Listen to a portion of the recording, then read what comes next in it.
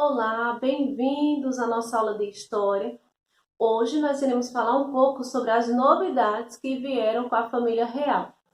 Nós sabemos que lá em 1806 aconteceu o bloqueio continental, logo mais em 1808, precisamente em janeiro de 1808, aconteceu a chegada da família real portuguesa aqui no Brasil e trazendo consigo muitas mudanças. Nós já falamos um pouquinho a semana passada, né? Mas hoje nós iremos conhecer um pouco de uma forma mais aprofundada estas novidades. Quais foram?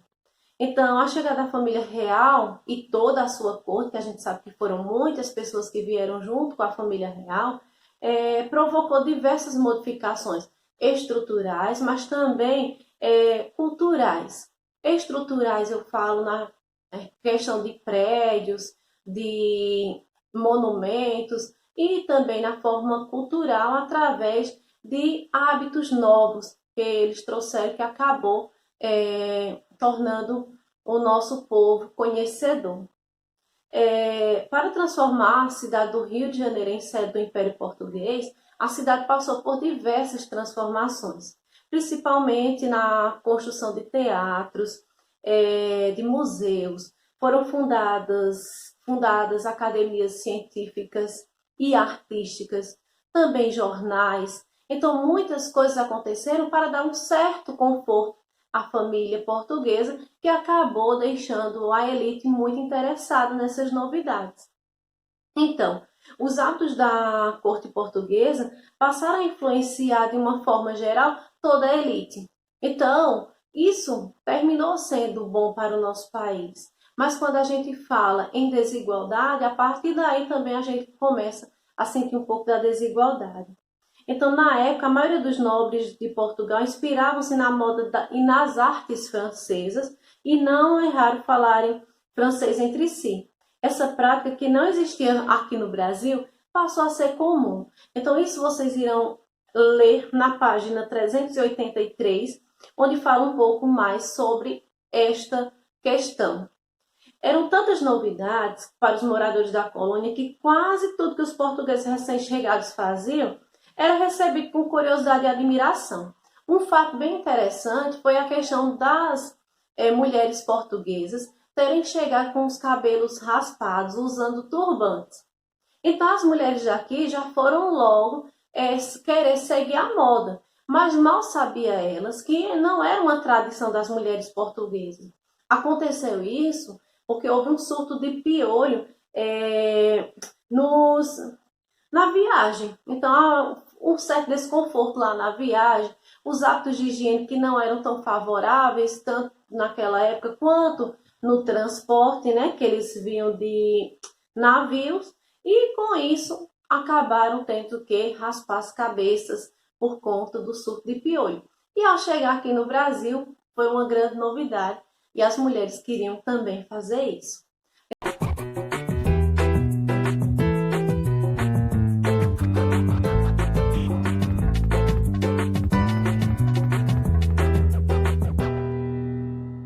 Em 1808, um acontecimento muda profundamente a nossa história.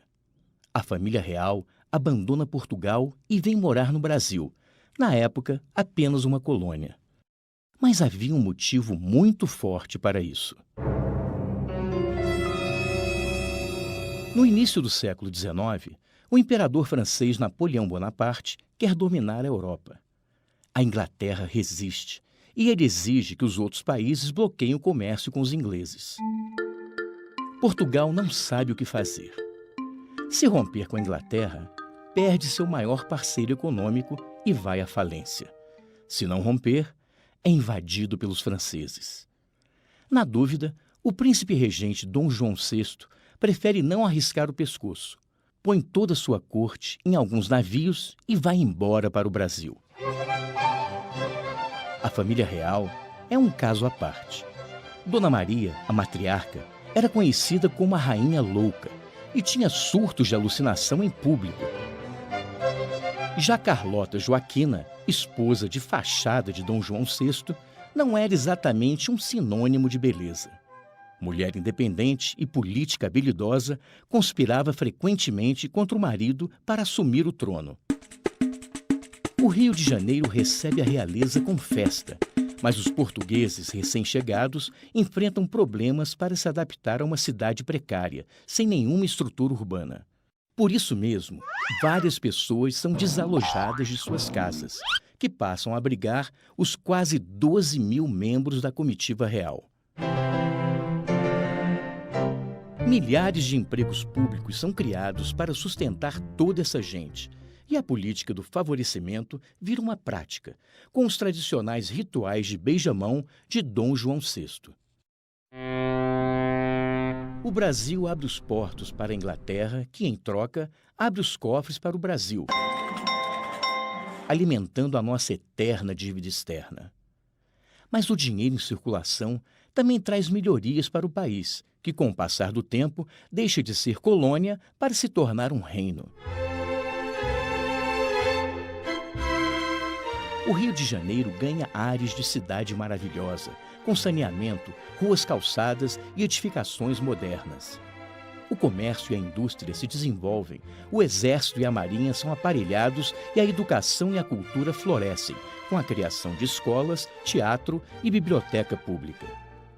Missões estrangeiras visitam o Brasil e artistas renomados se mudam para cá. Com a derrota de Napoleão, as coisas se acalmam em Portugal. Dom João VI é chamado de volta, mas deixa seu filho Dom Pedro I por aqui.